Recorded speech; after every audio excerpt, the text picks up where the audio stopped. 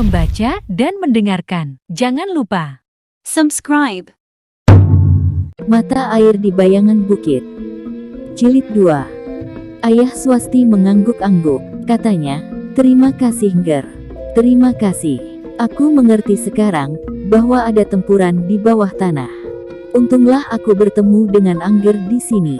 Jika tidak, mungkin sekali aku salah memilih jalur air sehingga aku harus berjalan lebih jauh lagi. Jika demikian Kiai, marilah. Aku akan mengantar Kiai sampai ke mata air itu. Sebenarnya lah bahwa tempat itu adalah tempat yang sangat mapan untuk membuat sebuah padepokan." Ayah Swasti mengangguk-angguk, tetapi ia benar-benar telah menjadi heran. Di hari yang pertama di daerah itu, ia telah bertemu dengan orang-orang yang tidak pernah diduganya. Namun keheranan Ayah Swasti bukan saja karena sikap anak muda itu, tetapi bahwa ia mengetahui tentang manfaat air dari mata air di bukit itu. Meskipun demikian, sawah-sawah tetap kering di musim kemarau. Anak muda, akhirnya Ayah Swasti tidak dapat menahan ingin tahunya. "Menilik sikap dan keteranganmu tentang mata air itu, agaknya kau tahu benar guna manfaatnya." Anak muda itu tertawa. Katanya, "Aku sudah menyangka bahwa Kiai akan bertanya demikian. Jika di bukit ini ada mata air, dan aku mengetahuinya, kenapa aku tidak berbuat sesuatu bagi sawah kami yang kering?" Ayah Swasti mengangguk kecil. "Kiai," berkata anak muda itu, "ada banyak sebabnya. Penghuni dari sekelompok padukuhan kami dan kelompok padukuhan yang lain, masih dikuasai oleh tata kehidupan yang sudah berpuluh tahun berlangsung. Mereka masih pula dibayangi oleh kepercayaan yang menghambat kemajuan cara berpikir mereka. Menurut pendapat mereka, daerah di lereng bukit ini merupakan daerah yang gawat. Tidak seorang pun yang akan berhasil memasuki hutan yang lebat dan apalagi menemukan mata air. Tetapi Angger pernah melakukannya," potong orang tua itu. "Mereka tidak percaya. Mereka menyangka bahwa aku sekedar bermimpi." Anak muda itu berhenti sejenak, lalu, "Bahkan seandainya mereka percaya bahwa aku pernah menemukan sumber air itu, namun mereka tidak akan berani berbuat sesuatu." Ayah Swasti mengangguk-angguk, tetapi ia pun kemudian bertanya, "Bagaimana dengan Daruwardi?" Ia seorang anak muda yang cakap. Ia melontarkan perhatiannya ke tempat yang jauh. Ia mempunyai kawan dan hubungan dengan orang-orang yang tidak dikenal di padukuhan kami, sehingga ia tidak mempedulikan lagi perkembangan padukuhan tempat ia tinggal. Ayah Swasti mengangguk-angguk, namun kemudian sambil berpaling kepada Swasti ia berkata, "Kita ternyata telah mendapat anugerah dari Yang Maha Agung. Angger ini bersedia mengantarkan kita sampai ke mata air yang kita perlukan." Swasti tidak segera menjawab. Sekilas ditatapnya mata anak muda yang jernih itu. Namun ia pun hanya dapat menunduk dalam-dalam. "Angger?" tiba-tiba saja Ayah Swasti bertanya, "Apakah Angger sudah menyebut nama Angger?" Anak muda itu tertawa. Katanya, "Apakah itu perlu sekali Kiai? Sebutlah, agar kami tidak canggung memanggil Angger." Anak muda itu memandang orang tua itu sesaat. Namun kemudian senyumnya yang cerah menghiasi bibirnya yang bergerak menyebut namanya, "Namaku jelek Kiai. Tidak sebaik Daruwardi." Ia nampak ragu-ragu. Namun kemudian diucapkannya juga, "Namaku Jeliteng." Bohong, di luar sadarnya Swasti tiba-tiba saja menjawab. Namun ketika terasa anak muda itu memandanginya, terasa wajahnya menjadi panas, sehingga ia pun menunduk semakin dalam. Ayah Swasti pun tertawa.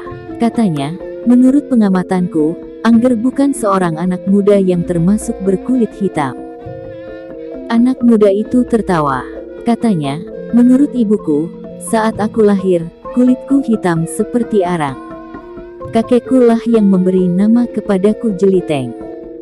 Itu bukan nama Angger, tetapi panggilan, atau nama panggilan. Tetapi Angger tentu mempunyai nama lain." Anak muda itu tertawa semakin keras. Katanya, "Panggil saja aku Jeliteng. Aku senang mendapat panggilanku." Ayah Swasti termangu-mangu. Namun katanya kemudian, Baiklah Angger Jeliteng. Untuk sementara aku akan mempergunakan nama panggilan itu. Panggil saja namaku Kiai. Kiai tidak perlu memakai sebutan apapun. Bagiku terasa lebih akrab dan aku pun jauh lebih muda dari Kiai. Mungkin sebaya atau lebih tua sedikit dengan anak Kiai. Ayah Swasti pun tertawa semakin keras. Tetapi Swasti menunduk semakin dalam. Rasa-rasanya pipinya menjadi tebal dan lehernya tidak dapat diangkatnya. Sehingga untuk beberapa lamanya ia duduk bagaikan membeku. Tetapi Kiai, aku pun ingin mendengar Kiai menyebut sebuah nama. Aku tidak peduli apakah itu benar-benar nama Kiai, atau sekedar nama panggilan atau bahkan gelar Kiai. Orang tua itu tertawa. Jawabnya, aku ingin memberi gelar kepadaku sendiri. Mungkin aku dapat menyebut beberapa gelar kebesaran. Mungkin Gajah Limpat atau Garuda Yaksa atau gelar yang lebih dahsyat lagi. Tetapi aku tidak dapat mengingkari namaku sendiri yang sederhana. Anak muda, panggillah aku dengan namaku yang sebenarnya, Kiai Kanti. Ya, namaku memang Kiai Kanti. Anak muda itu mengerutkan keningnya. Sejenak ia seolah-olah sedang merenungi nama itu. Namun kemudian kepalanya terangguk-angguk kecil. Dengan nada datar ia bertanya, aku memang tidak bertanya, kemana Kiai akan pergi, tetapi aku sekarang bertanya, dari manakah Kiai datang? Orang tua yang menyebut namanya Kiai Kanti itu pun menarik nafas dalam-dalam.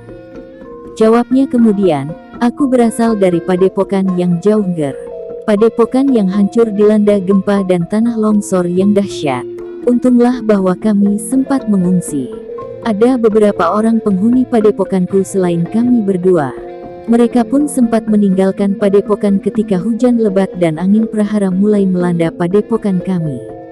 Air yang mengalir dari lereng bukit bagaikan dituang dari langit. Ketika kemudian tanah bagaikan diguncang, maka runtuhlah tebing bukit di atas padepokanku. Sementara banjir yang kemudian datang bagaikan menghanyutkan tanah garapan kami.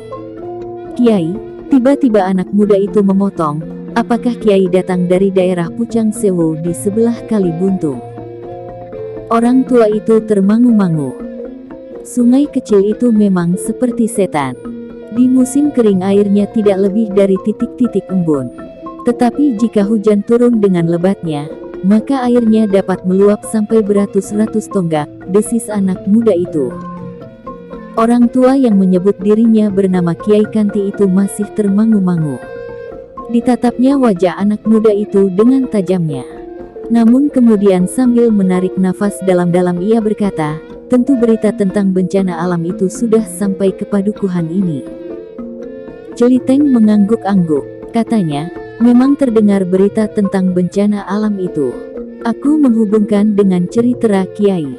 Jadi apakah Kiai benar datang dari daerah Pucang Sewu yang seakan-akan telah musnah itu? Kiai Kanti mengangguk. Jawabnya, benar Ngger. Aku adalah salah seorang penghuni Pucang Sewu. Pucang Sewu di bagian barat sampai saat ini masih tetap utuh. Tetapi agaknya daerah persawahannya tidak akan mencukupi lagi. Sedangkan padepokanku bagaikan hanyut oleh tanah yang longsor di lereng bukit, sedang sawah dan ladangku telah dihanyutkan oleh banjir Kali Buntung. Dan sekarang Kiai mencari tempat untuk membuka padepokan baru, sahut Jeliteng, agaknya Kiai memang senang tempat di lereng bukit.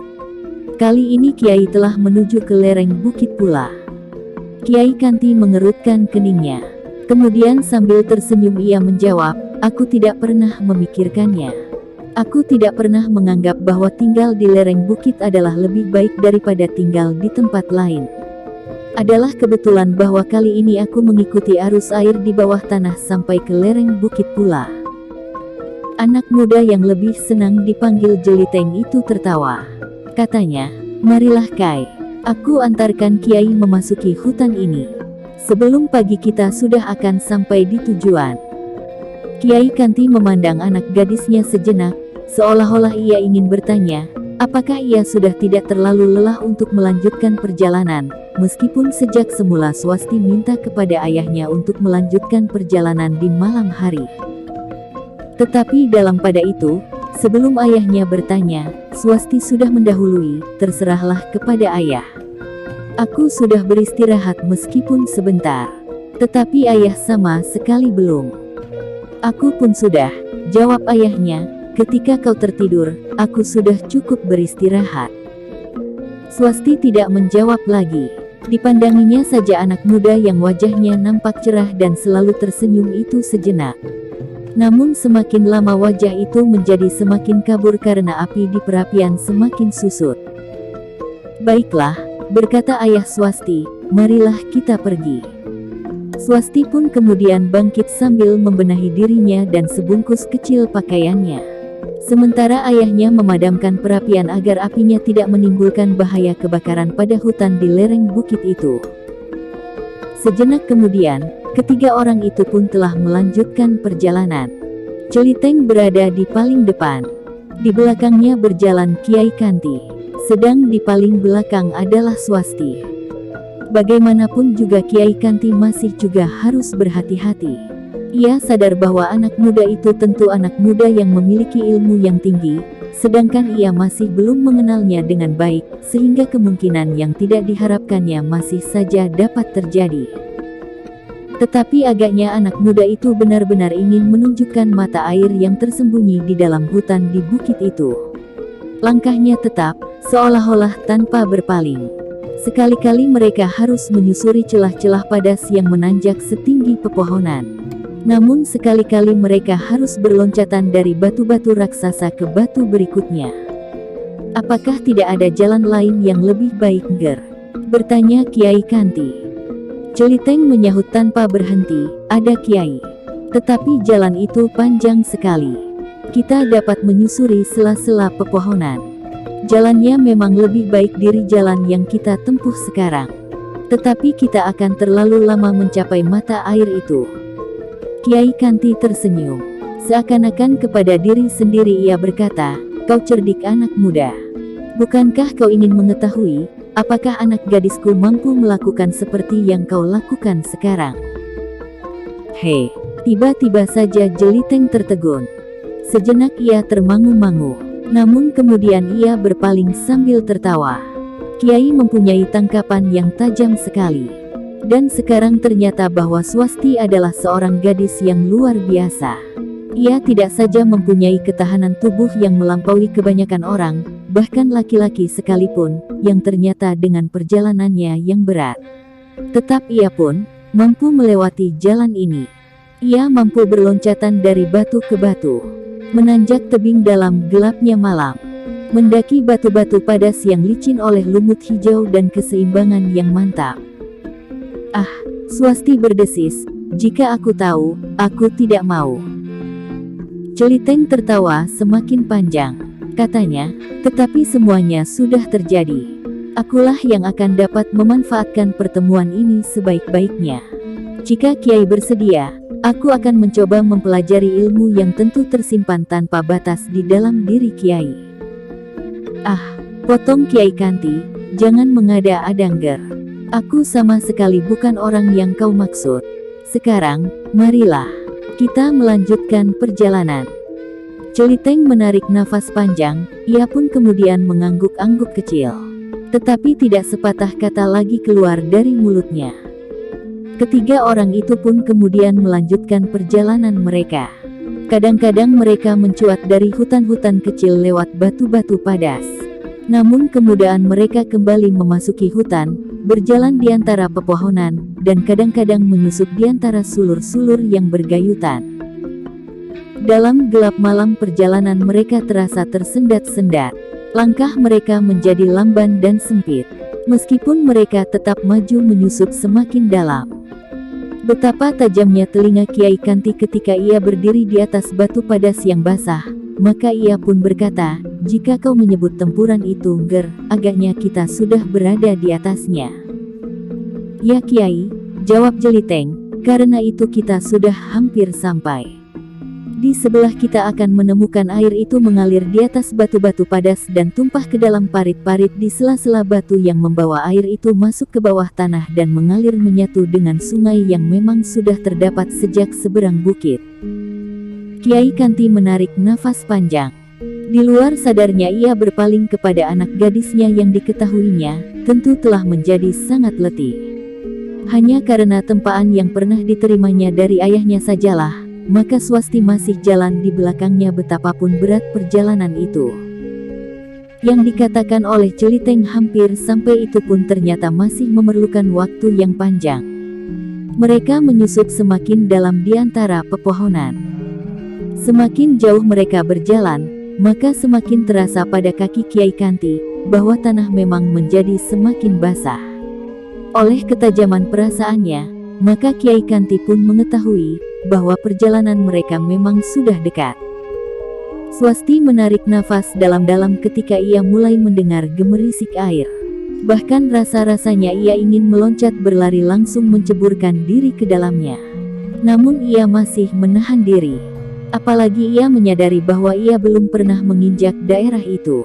Daerah yang mungkin mempunyai rahasia yang dapat mencelakakannya.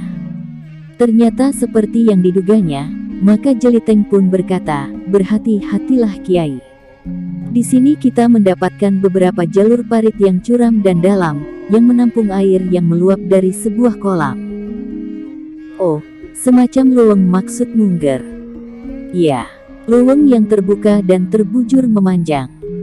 Kiai Kanti tidak menjawab, tetapi pendengarannya yang semakin jelas, seolah-olah telah memberikan gambaran, betapa berbahayanya daerah yang belum pernah dikenalnya itu.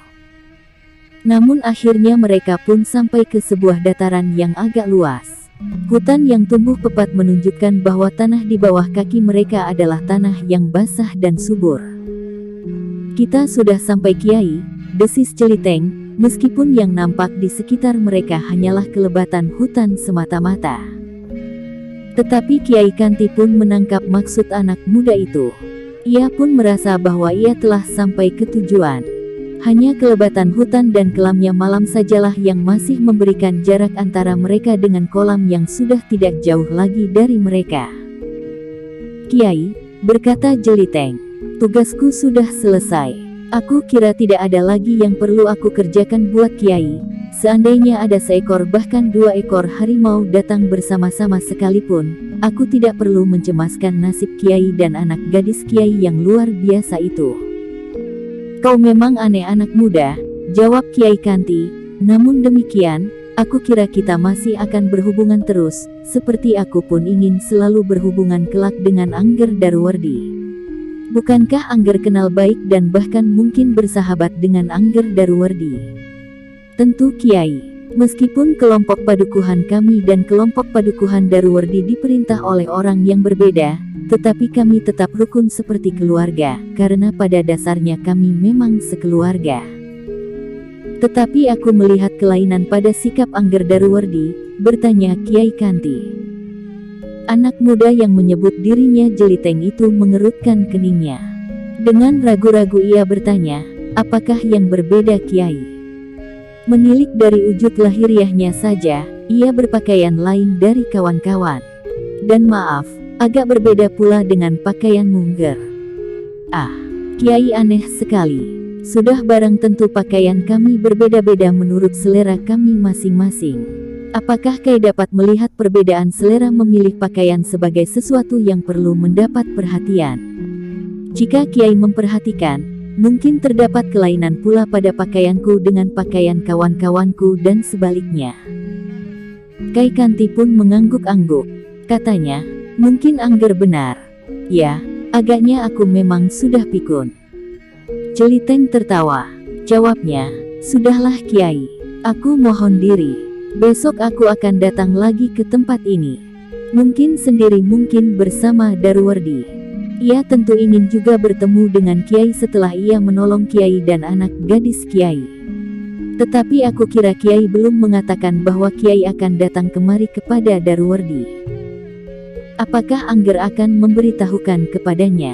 bertanya Kiai Kanti, "dan apakah itu perlu?" Jeliteng mengerutkan dahinya. Dengan suara datar ia bertanya, "Jadi bagaimana pesan Kiai?" "Sebaiknya jangan tergesa-gesa memberitahukan kepada siapapun Ger. Aku kira aku lebih senang melihat daerah ini untuk 2-3 hari, untuk dapat mengambil keputusan." Apakah aku akan menetap atau kemungkinan itu terpaksa aku lepaskan karena daerah ini kurang memadai? Baiklah Kiai, tetapi aku berharap Kiai akan kerasan tinggal di hutan ini. Di sini ada air, dataran yang cukup luas dan pohon buah-buahan yang dapat untuk sementara membantu Kiai. Meskipun pepohonan yang memberikan buah-buahan yang dapat dimakan itu telah mengundang beberapa jenis binatang. Di sini banyak kera Kiai, tetapi kera itu bagaikan lenyap di telan bukit jika 1-2 ekor harimau sampai ke tempat ini. Terima kasih atas segala keterangan itu Ngger. Aku akan melihat apakah aku dapat berbuat sesuatu atas daerah ini. Anak muda yang menyebut dirinya Jeliteng itu pun sekali lagi minta diri dan meninggalkan Kiai Kanti serta anak gadisnya di daerah yang asing bagi keduanya itu. Sejenak Kiai Kanti masih termangu-mangu. Ditebarkannya pandangan matanya ke sekelilingnya. Tetapi gelap sisa malam masih sangat membatasi jarak jangkau tatapan matanya. Namun tatapan mata batin orang tua itu sudah melihat bahwa di dekat mereka terdapat sebuah kolam yang airnya melimpah mengalir bertebaran, menuju ke parit-parit di celah-celah batu-batu padas yang seakan-akan telah disediakan oleh alam, yang membawanya ke dalam arus sungai di bawah tanah. Kita beristirahat Swasti, berkata ayahnya, tidak lama lagi, kita akan sampai ke ujung malam. Kita akan segera menemukan air dan mempertimbangkan apakah kita dapat mempergunakan tempat ini. Setelah terang, baru kita akan mengetahui keadaan di sekitar kita. Swasti mengangguk. Dikuakkannya rumput-rumput liar di bawah kakinya. Namun desisnya kemudian, tidak ada tempat untuk tidur ayah. Tanah ini terlalu basah. Ya, tanahnya terlalu basah. Tetapi kau dapat beristirahat di atas dahan itu. Swasti mengangkat wajahnya. Dilihatnya beberapa batang pohon besar. Dahannya yang bersilang melintang, memberikan kemungkinan untuk beristirahat kepadanya.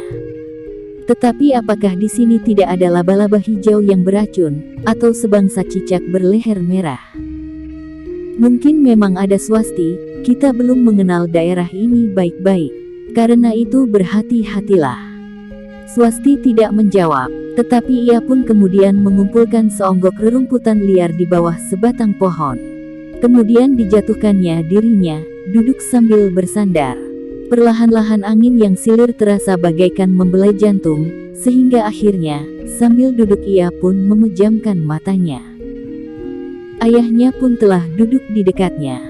Sejenak ia mengamati anak gadisnya.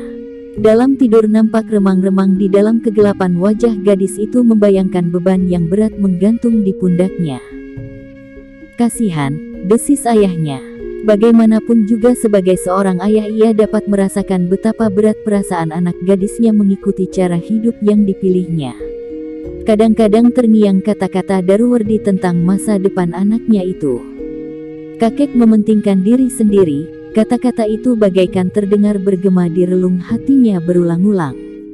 Kemudian, anak gadismu memerlukan masa depan sebagai seorang gadis sewajarnya. Ah, desa orang tua itu. Namun katanya kemudian di dalam hati, seolah-olah ia telah mengucapkan janji. Di sini aku akan membuka sebuah padepokan. Aku akan berusaha memberi kesempatan agar Swasti dapat hidup sebagai seorang gadis sewajarnya, berkawan dengan gadis-gadis yang lain dari kedua kelompok padukuhan itu.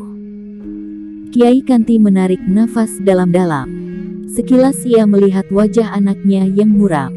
Kemudian keningnya menegang, ketika ia mendengar Swasti di dalam tidurnya berdesah panjang. Ternyata bahwa malam segera sampai ke ujungnya. Langit menjadi merah. Sementara burung-burung liar berkicau bersahut-sahutan. Swasti membuka matanya. Dilihatnya ayahnya masih duduk memeluk lutut. Ayah tidak beristirahat, bertanya Swasti. Tetapi Swasti sendiri mengerti bahwa ayahnya tidak akan dapat tidur jika ia sendiri sedang tidur nyenyak. Ayahnya justru bangkit sambil menggeliat. Katanya, aku sudah cukup beristirahat. Alangkah nyamannya pagi yang bakal datang. Kita akan melihat, apakah yang ada di sekitar tempat ini. Swasti pun kemudian bangkit pula. Setelah membenahi rambutnya maka ia pun berkata, kita akan mencari mata air itu, ayah."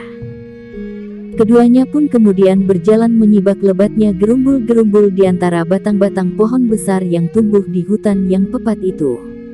Namun seolah-olah Kiai Kanti memiliki penglihatan jauh melampaui wadaknya, sehingga ia pun dengan tepat telah memilih arah yang benar menuju ke sebuah kolam yang airnya melimpah-limpah di segala musim.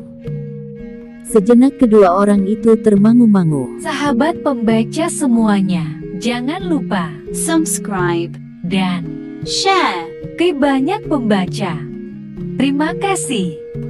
Cahaya pagi sudah mulai menembus rimbunnya dedaunan hutan dan jatuh segumpal-segumpal di atas tanah yang lembab. Dengan tegang keduanya memandang air yang jernih meskipun kotor oleh daun-daun kering yang berjatuhan, tertimbun di dasar. Warna lumut yang hijau dan batang-batang kayu yang berpatahan silang melintang. Namun dengan mata wadak, keduanya dapat melihat betapa kelompok-kelompok ikan berenang dekat di dasar kolam, menyusup di antara setimbun sampah dan dahan-dahan yang rontok ke dalam kolam itu. Di luar sadarnya Swasti berkata, "Tempat yang memungkinkan, ayah. Kolam itu menyimpan ikan tidak terbilang banyaknya dari bermacam-macam jenis. Agaknya seperti yang dikatakan oleh Jeliteng. Di hutan ini terdapat beberapa jenis pohon buah-buahan yang dapat dimakan." Ayahnya mengangguk. Katanya, "Nampaknya kita menemukan tempat yang kita cari. Meskipun demikian, kita akan melihat barang 1-2 hari. Apakah kita akan dapat membuka sebuah padepokan di sini? Kita akan melihat, apakah hujan yang lebat tidak akan meruntuhkan tebing bukit itu dan menghancurkan lereng di bawahnya. Tetapi nampaknya kolam ini sudah berumur tua, ayah. Jika tanah di tebing itu dapat diruntuhkan oleh air, maka kolam ini tentu sudah tertimbun, meskipun sedikit demi sedikit, tetapi itu terjadi setiap tahun di musim basah." Ayahnya mengangguk-angguk. Namun kemudian Swasti berkata, "Tetapi pohon besar itu, ayah. Aku melihat kelainan dari pohon-pohon yang lain. Aku melihat di dahannya terdapat jenis daun yang berlainan." Ayahnya memperhatikan pohon besar itu. Ia pun melihat jenis daun yang berbeda. Namun ia pun melihat serat-serat kayu yang berbeda pada batangnya yang besar, yang bagaikan anyaman sulur-sulur yang besar dan membelit tubuh batangnya. "Memang pohon itu mempunyai kelainan," berkata ayah Swasti. "Namun kemudian, kita akan mengetahui jika kita sudah berada di sini." Swasti pun kemudian meletakkan sebungkus kecil pakaiannya. Katanya, "Aku akan membersihkan diri, ayah. Aku memerlukan air itu." Ayahnya mengangguk. Namun pesannya, "Berhati-hatilah. Mungkin di tempat ini terdapat banyak ular atau binatang berbisa." Swasti mengangguk sambil melangkah meninggalkan ayahnya memasuki gerumbul dan hilang di rimbunnya dedaunan. Ia mencari arus air yang melimpah dari telaga yang jernih tetapi kotor itu. Rasa-rasanya Swasti sudah tidak tahan lagi. 2 hari ia tidak mandi. Ia hanya sempat mencuci wajahnya di parit yang kebetulan dijumpainya di perjalanan. Tetapi Swasti terkejut ketika ia mendengar daun berdesir.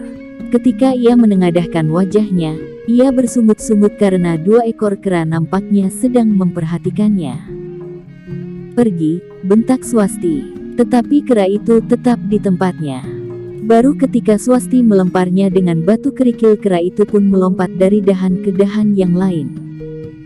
Sementara Swasti sedang mandi di belakang gerumbul, dengan air yang melimpah dari kolam yang bagaikan disaring oleh bebatuan sehingga daun-daun kering dan lumut yang terdapat di telaga tidak mengotori arus air itu. Kiai Kanti dengan saksama memperhatikan tempat di sekitarnya. Ketika ia menengadahkan kepalanya, dilihat di sebelah lain dari kolam itu terdapat sebatang pohon gayam yang berbuah lebat. "Ada juga pohon gayam di sini," gumamnya. Namun bagi Kiai Kanti hal itu merupakan isyarat yang baik. Untuk sementara pohon gayam itu akan dapat menjadi sandaran makan mereka sehari-hari di samping ikan yang berkeliaran di kolam dan binatang buruan di hutan.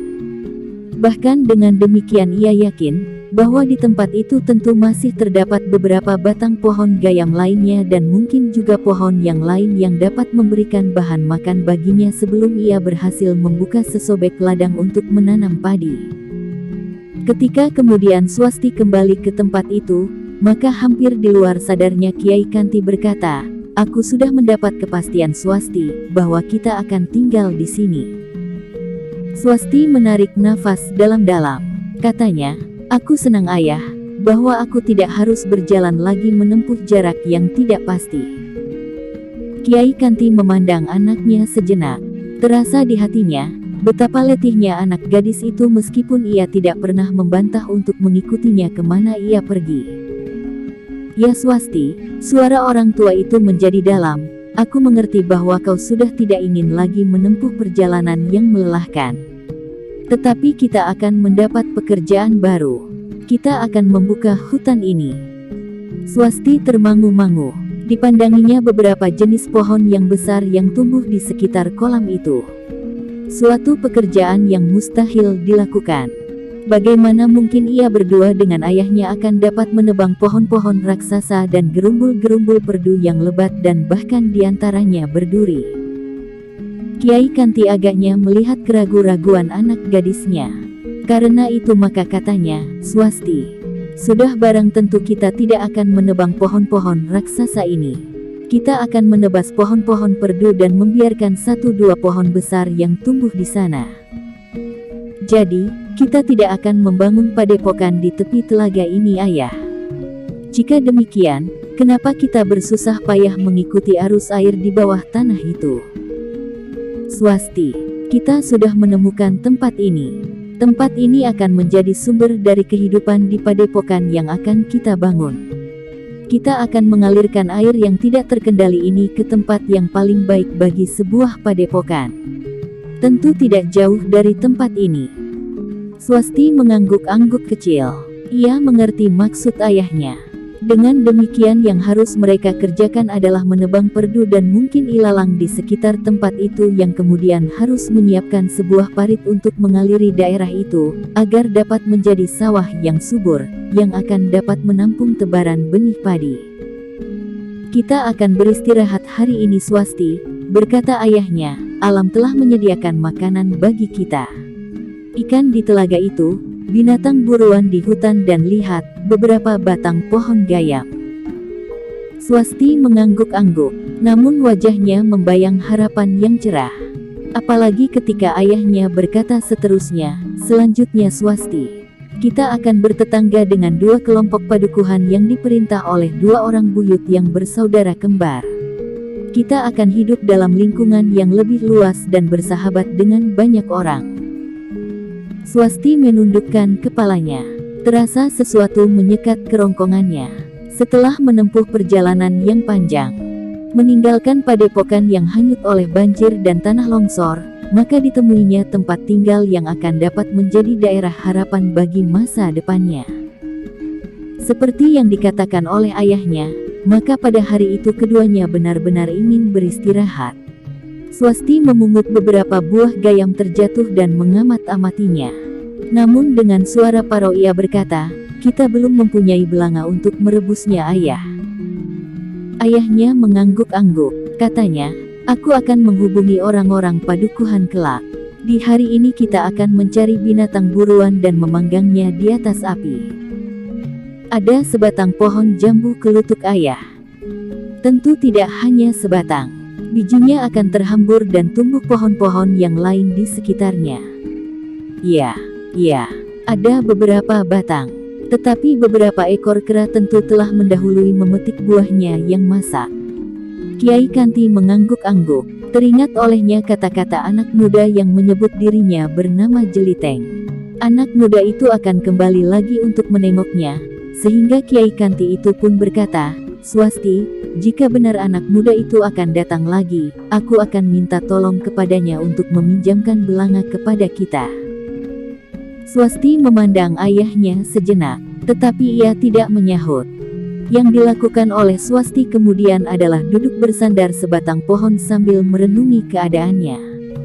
Merenungi dirinya dan masa depannya, sementara ayahnya berusaha untuk menangkap beberapa ekor ikan di telaga itu dengan kail. Dicarinya sepotong ranting kayu untuk mengikat serat pengikat kailnya yang sudah diberinya umpan. Ternyata Kiai Kanti tidak usah menunggu terlalu lama. Kailnya segera bergetar, dan seekor ikan telah menggelepar terkait oleh ujung kailnya. Dalam pada itu, Celiteng yang sudah tiba kembali di rumahnya, sama sekali tidak mengatakan kepada siapapun bahwa ia telah bertemu dengan dua orang laki-laki dan perempuan yang sedang mengembara dan memasuki hutan di perbukitan. Bahkan ia pun seperti yang dikatakannya, akan datang lagi dan mengajaknya bersama-sama mengunjungi hutan yang datar di pinggir telaga itu. Pertemuannya dengan kedua orang itu telah menimbulkan pertanyaan di dalam dirinya mengapa mereka memilih-milih bukit itu untuk membangun padepokan baru, apakah padepokan di tempatnya yang lama benar-benar sudah tidak memungkinkan bagi mereka untuk dapat hidup. Atau kedatangannya ke tempat ini didorong oleh maksud-maksud tertentu. Catatan, sebagian kalimat direka-reka karena kertasnya sobek. Sambil membelah kayu di kebun, Celiteng selalu berangan-angan tentang dua orang ayah dan anak itu. Bagaimanapun juga, ia harus menerima kehadiran orang-orang baru dengan curiga. Apalagi Celiteng mengetahui dengan pasti, bahwa orang yang menyebut dirinya Kiai Kanti dan anak perempuannya yang bernama Swasti itu memiliki kelebihan dari orang-orang kebanyakan. Celiteng berpaling ketika ia mendengar seorang perempuan yang sudah separuh baya memanggilnya. Dilihatnya ibunya berdiri di pintu sambil berkata, "Aku akan memetik daun ketela pohon sebentar, Celiteng. Kau tinggal di rumah saja. Jangan pergi." "Baiklah Biung. Aku akan menyelesaikan kayu bakar ini," jawab Celiteng. Namun tiba-tiba ia teringat kepada kedua ayah dan anak itu sehingga katanya kemudian, "Tetapi nanti aku akan pergi sebentar Biung. Aku akan melihat apakah tanaman kita di Pategalan dapat bersemi. Tunggu sampai aku pulang." Celiteng hanya mengangguk saja. Ketika ibunya meninggalkannya sendiri, maka Celiteng malah berangan-angan kembali. Celiteng terkejut ketika seorang anak muda sebayanya datang berlari-lari sambil memanggil namanya sejak di halaman depan rumahnya. Dengan serta-merta ia pun bangkit dan menyahut, "Aku di sini." Anak muda itu pun segera melingkari rumahnya dan menemukannya di kebun belakang. "Celiteng," katanya dengan nafas masih terengah-engah, "aku melihat Daruwardi melintasi jalan kecil ke bukit batu yang gundul itu lagi. Bahkan ia telah berjalan tidak dengan kawan-kawan dari padukuhan sebelah. Aku melihat dua orang yang sama sekali belum aku kenal." Celiteng mengerutkan keningnya. Di luar sadarnya ia berdesis, apakah ada hubungannya dengan orang tua itu? "Orang tua yang mana?" bertanya kawannya. Tetapi Celiteng menggeleng. Jawabnya, "Tidak. Maksudku, apakah hubungannya dengan bukit batu yang gundul itu? Kita sudah melihat ia 2-3 kali pergi ke bukit batu gundul itu."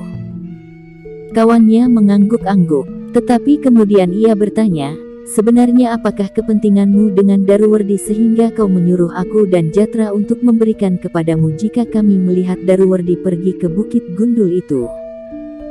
Celiteng menarik nafas dalam-dalam. Ia pun kemudian duduk lagi sambil memungut parang kecilnya. Sambil membelah kayu ia menjawab, "Tidak ada kepentingan apa-apa. Tetapi kau lihat, bahwa bukit batu yang gundul itu benar-benar bukit batu padas yang keras dan tidak memberi kemungkinan apapun juga. Tetapi Daruwardi sering pergi ke bukit itu. Aku sudah pernah melihat 2 kali. Kau juga pernah melihat 2 kali, 3 kali dengan sekarang ini dan Jatra pernah melihatnya sekali. Nah, bukankah hal itu sangat menarik perhatian? Kenapa kau tidak bertanya saja kepadanya, apa yang dicarinya?" Celiteng mengerutkan dahinya. Sambil tersenyum ia pun kemudian berkata, "Duduklah di sini." Kawannya pun kemudian duduk di sebelahnya. Sementara Celiteng pun berkata, "Tentu saja aku tidak dapat berbuat demikian. Bahkan aku berharap bahwa Daruwardi tidak mengetahui bahwa kita sedang mengawasinya. Ia menganggap bahwa kita semuanya sama sekali tidak menaruh perhatian atas tingkah lakunya. Atau katakan, kami anak-anak pedukuhan yang bodoh ini tidak sempat memikirkan apakah yang dilakukan olehnya di pegunungan batu yang gundul itu. Apalagi kadang-kadang ia datang dengan orang yang tidak kita kenal sama sekali." Kawannya mengangguk-angguk. Tetapi nampaknya ia tidak puas dengan jawaban Jeliteng. Sehingga Jeliteng perlu menjelaskan. Dengarlah. Bukankah aku tidak minta kepada setiap orang untuk memperhatikan Daruwardi? Aku hanya percaya kepada kau dan Jatra. Itu pun aku selalu berpesan, bahwa yang kita lakukan ini jangan diketahui oleh siapapun juga. Kawan-kawan kita yang lain pun jangan mengetahuinya. Baru kelak jika kita sudah pasti mengetahui apa yang dilakukannya, maka kita akan memberitahukan kepada kawan-kawan dan kepada Ki Buyut. Kenapa dengan Ki Buyut? Maksudku, jika yang dilakukan oleh Daruwardi itu akan merugikan kita semuanya di sini. Apakah ruginya seandainya Daruwardi akan menelan bukit batu yang gundul itu? Jeliteng menarik nafas dalam-dalam. Katanya, bukit batu yang gundul itu memang tidak berarti.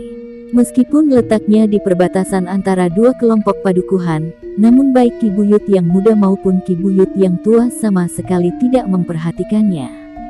Tetapi kini Daruwardi lah yang menaruh perhatian besar terhadap bukit gundul itu.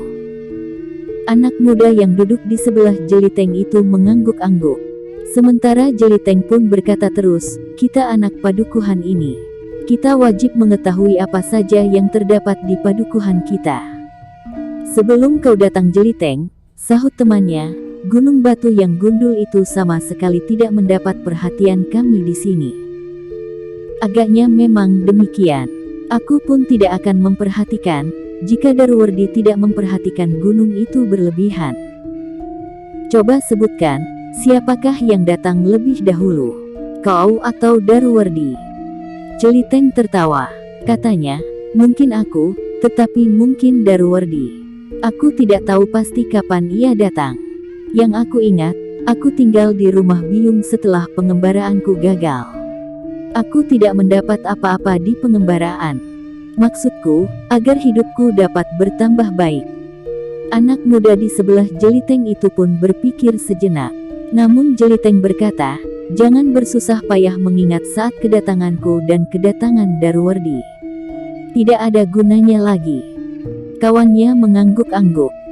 Nah, aku masih tetap minta tolong kepadamu untuk memberitahukan kepadaku jika kau melihat Daruwardi datang ke bukit batu yang gundul itu. Hanya jika kebetulan kau melihat, kau tidak perlu dengan bersusah payah mengawasinya. Kawan Jeliteng itu pun termangu-mangu.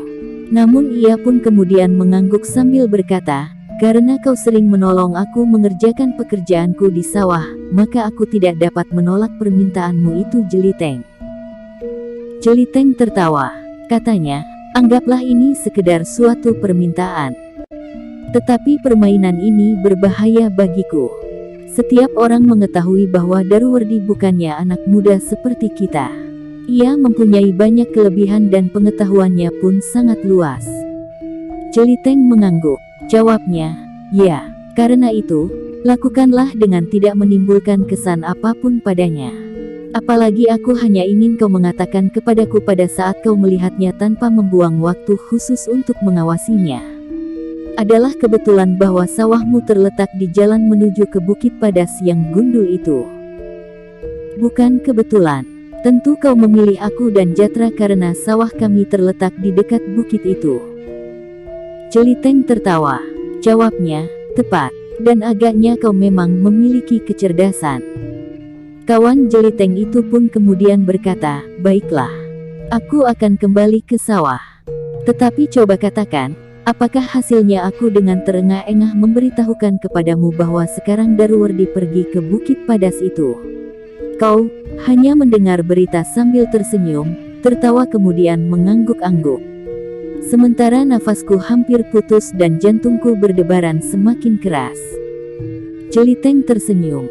Katanya, untuk sementara aku hanya ingin meyakinkan bahwa ia memang sering sekali pergi ke Bukit Gundul itu. Selebihnya masih perlu diselidiki, dan kau tidak perlu berlari-lari begitu. Anak muda itu mengangguk-angguk. Ia pun kemudian minta diri untuk kembali ke sawahnya. Sepeninggal kawannya, Jeliteng kembali duduk sambil membelah kayu. Beberapa potong ranting dan dahan-dahan kecil yang sudah terbelah dan terkelupas kulitnya, dijemurnya di bawah sinar matahari yang belum terlalu panas. Namun dalam pada itu, ia mulai teringat lagi kepada dua orang ayah dan anak gadisnya yang berada di bukit yang diselubungi oleh hutan yang meskipun tidak terlalu luas, tetapi cukup lebat. Tiba-tiba saja Jeliteng merasa bahwa ibunya telah terlalu lama pergi. Ia ingin segera melihat, apakah yang sudah dilakukan oleh Kiai Kanti dan anak gadisnya yang bernama Swasti itu. Ibu tentu singgah di rumah tetangga, katanya kepada diri sendiri. Masih sepagi ini Biung sudah sempat membicarakan buruk baik tetangga-tetangga yang lain. Tetapi ia tersenyum ketika melihat seorang perempuan berjalan-jalan perlahan-lahan sambil menjinjing seikat dedaunan. "Sudah kau isi tempayan di dapur itu?" bertanya perempuan itu. "Sudah Biung. Pakiwan pun telah penuh dan kayu sudah kering sebagian.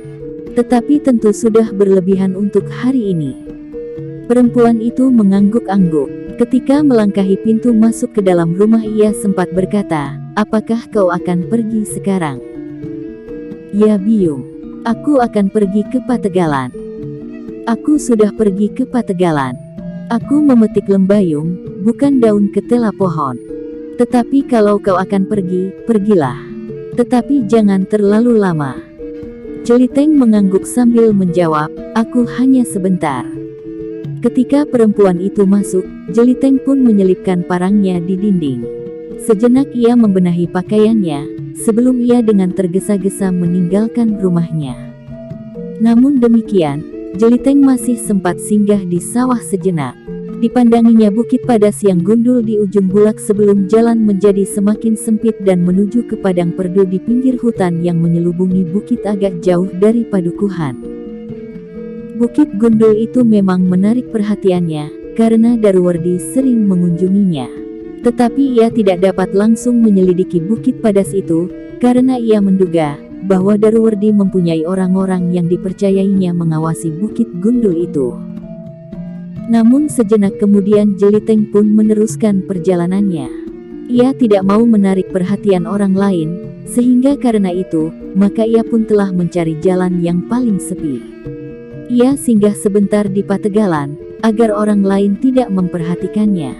Namun Jeliteng berharap, seandainya ada orang yang melihatnya pergi ke hutan, mereka akan menganggapnya sedang mencari kayu bakar seperti yang sering dilakukannya untuk ditimbun di belakang rumah, sehingga apabila kayu itu sudah tertimbun banyak sekali, ia tidak perlu bersusah payah lagi untuk 3-4 pekan. Kedatangannya di telaga di lorong bukit itu telah mengganggu Kiai Kanti dan Swasti yang sedang beristirahat. Swasti tertidur sambil bersandar sebatang pohon besar, sementara Kiai Kanti berbaring di atas sebuah batu meskipun ia tidak memejamkan matanya. "Silahkan Kiai," berkata Jeliteng ketika ia melihat Kiai Kanti bangkit dan mempersilahkannya. "Aku sudah cukup lama beristirahat. Badanku terasa segar sekali." Swasti pun sempat tidur setelah kita mencicipi ikan di telaga itu. Jeliteng mengangguk-angguk. Ia pun melihat perapian yang tampaknya baru saja dipadamkan. Swasti yang terbangun pula, telah bergeser melingkari pohon tempat ia bersandar, seolah-olah ia dengan sengaja ingin menyembunyikan diri. Agaknya, kelelahan dan keletihan yang sangat, membuat ia menjadi malas dan masih ingin melanjutkan tidurnya barang sejenak. "Aku sudah melihat beberapa puluh langkah di sekitar tempat ini, Nger," berkata Kiai Kanti. Jeliteng mengangguk-angguk. Katanya kemudian, "Jika Kiai sependapat, sebenarnya aku sejak lama sudah mempunyai rencana. Tetapi bukan maksudku untuk mengatakan kepada Kiai, bahwa aku mempunyai kesempatan pertama. Kiai tetap orang pertama yang akan membuka kemungkinan baru bagi daerah ini dengan menguasai air. Apakah rencanamu, Nger?" Jeliteng termangu-mangu. Namun kemudian katanya, "Sebaiknya aku tidak mengatakannya." "Kenapa?" bertanya Kiai Kanti. "Seolah-olah aku merasa bahwa aku adalah seseorang yang memiliki kemampuan untuk melihat ke masa depan yang panjang. Dan seolah-olah aku tidak mau menerima kenyataan bahwa Kiai lah orang yang pertama-tama melihat manfaat air di telaga ini." Kiai Kanti tersenyum. Katanya, "Aku bukan anak-anak, Nger. Bukan pula orang yang ingin berada di atas nama orang lain. Apakah aku harus menutup penglihatanku tentang Angger yang tentu sudah sejak lama memperhatikan air yang melimpah ini? Bukankah Angger pernah berkata bahwa hambatan yang paling besar datang dari sanak kadang dan tetangga Angger sendiri yang menganggap bahwa setiap perubahan akan berarti pengingkaran terhadap peradaban yang telah ada? Celiteng mengangguk-angguk, kemudian katanya, terserahlah kepada Kiai. Tetapi jika Kiai mau mendengar, biarlah aku katakan serba sedikit tentang sebuah impian. Katakan Angger. Kiai, di bawah bukit ini telah memerintah 2 orang buyut yang sebenarnya adalah saudara kembar. Aku sudah melihat tugu kecil bertulis yang merupakan batas dari 2 kelompok padukuhan yang dipimpin oleh 2 orang saudara kembar itu Angger. Bersambung. Bagikan. Klik bagikan untuk banyak pembaca sare ke media sosial Facebook, Twitter, dan lain-lainnya. Jangan lupa subscribe dan nyalakan lonceng notifikasi. Baca jilid berikutnya. Atas perhatiannya saya ucapkan terima kasih.